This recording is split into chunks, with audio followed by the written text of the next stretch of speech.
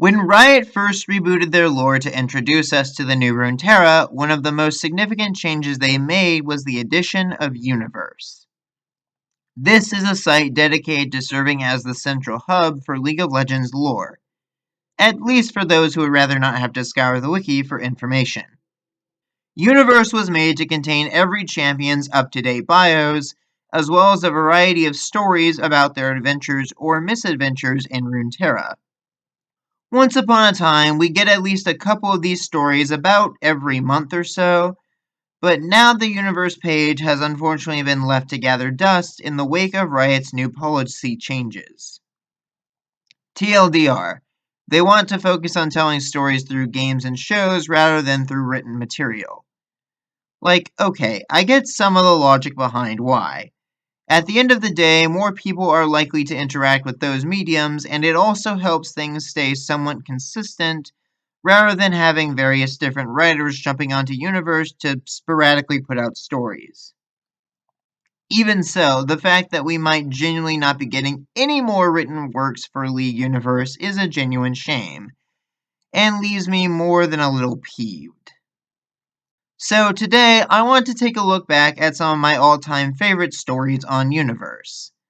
I'll be giving a brief synopsis for each one, so there will be minor spoilers, but I'll be doing my absolute best not to spoil anything too major. So I do genuinely suggest you guys go and check out these stories for yourselves when you have a chance. I'll leave links in the video description for your convenience. With all that out of the way, let's get reading, shall we? Twilight of the Gods by Graham McNeil. I've made it no secret on my channel that I have some reservations about how the Darken have been handled over the years.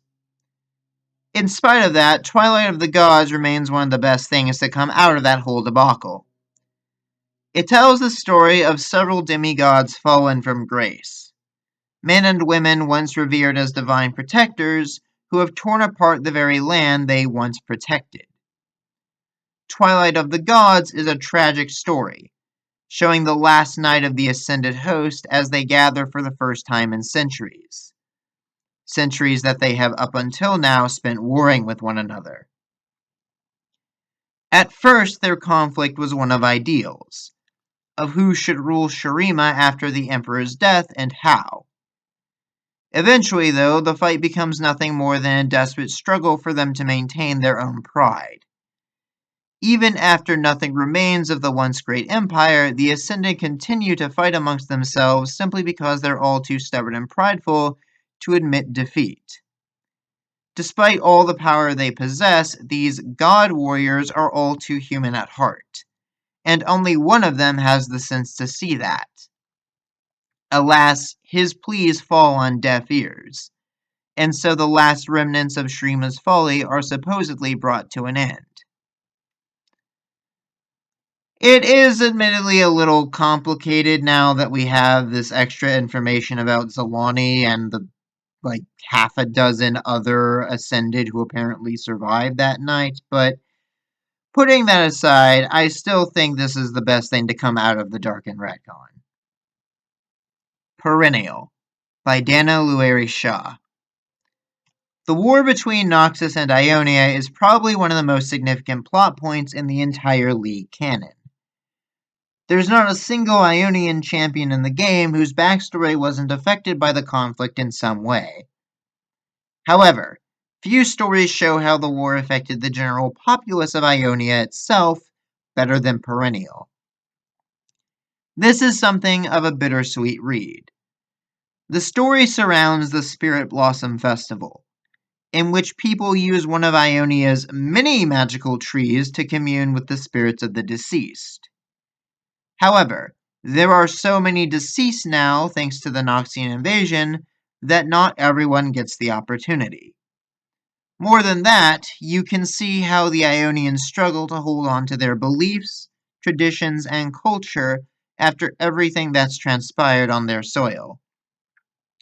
This is a story about a land and a people both trying to heal in the aftermath of a long and brutal conflict, as well as the lasting impacts that it had. Perennial doesn't have much in the way of action or high stakes, but it's a story that can really stop and make you think. Definitely worth checking out for that alone, at least in my opinion. Shield of Remembrance by Anthony Reynolds. Quinn is one of those characters that I think a lot of people tend to forget even exists in the story, and it's not hard to see why. Neither her personality nor her design really stand out much compared to her flashier Demacian peers. Honestly, the fact that she even got a short story like this, let alone one of such quality, is genuinely kind of amazing to me. Shield of Remembrance follows her journey to uncover strange happenings in the Demacian wilderness during the Mage Rebellion. In terms of timeline, the story would be set shortly after the events of the Mage Seeker, following Silas's escape to the Freljord. Quinn does wind up dealing with Freljordians in this story, but, well, let's just say that things are more complex than they appear at a glance. Honestly, I think that's what I enjoy most about this story. As a Ranger Knight of Demacia, Quinn is duty-bound to stand against the mages or anyone else threatening her homeland's peace. But she's also not as dogmatic in her approach as a certain Knight Captain. Plus, there's a decently colorful cast of characters for Quinn to bounce off of in this tale. I'd hardly call Quinn one of my all-time favorite champions, but I'd love to see her appear more often in the future if she's written as well as she is here. Finishing Soes by Matt Dunn. This story is absolutely spine-tingling. We follow a group of Demacian performers who are struggling to put on a play about Lamb and Wolf.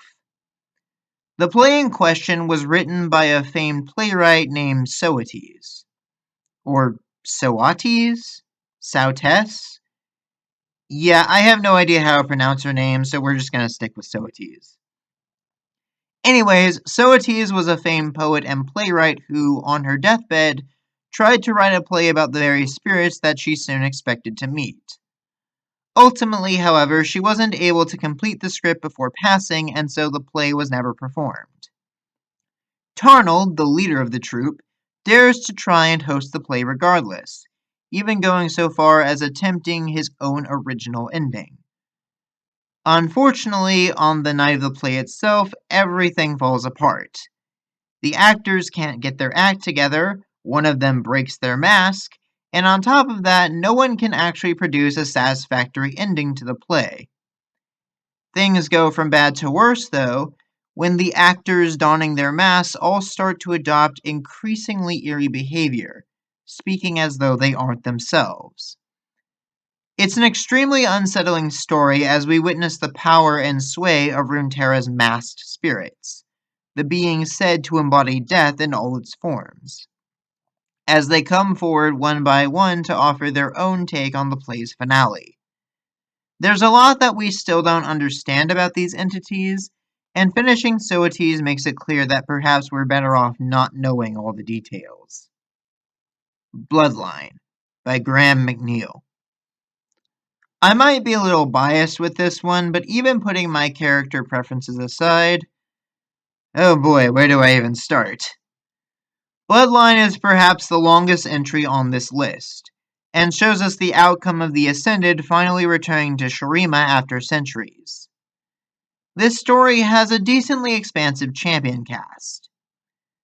We see Nasus finally breaking his ages-long isolation, Talia returning home after years training her power abroad, Sivir forced to confront the ramifications of her actions in the Tomb of the Emperors, and Xerath making a grand display of power that will shake the continent. Where Twilight of the Gods shows us how pitiful these god warriors can be at their lowest, Bloodlines reminds us exactly why they were revered as deities in the first place. Even beyond that, though, the character writing here is just excellent. We see Talia's kindness and compassion, embodying the better aspects of modern Shuriman's despite all the hardships they face. We see Sivir starting to come into her own as a leader, even if she doesn't want to follow the exact same script that Destiny has laid out for her. And, of course, we get to see Nasus and Xerath throwing everything they've got at each other in a truly awe-inspiring clash that is genuinely, I think, one of the best fight scenes that we've ever gotten in a League of Legends story.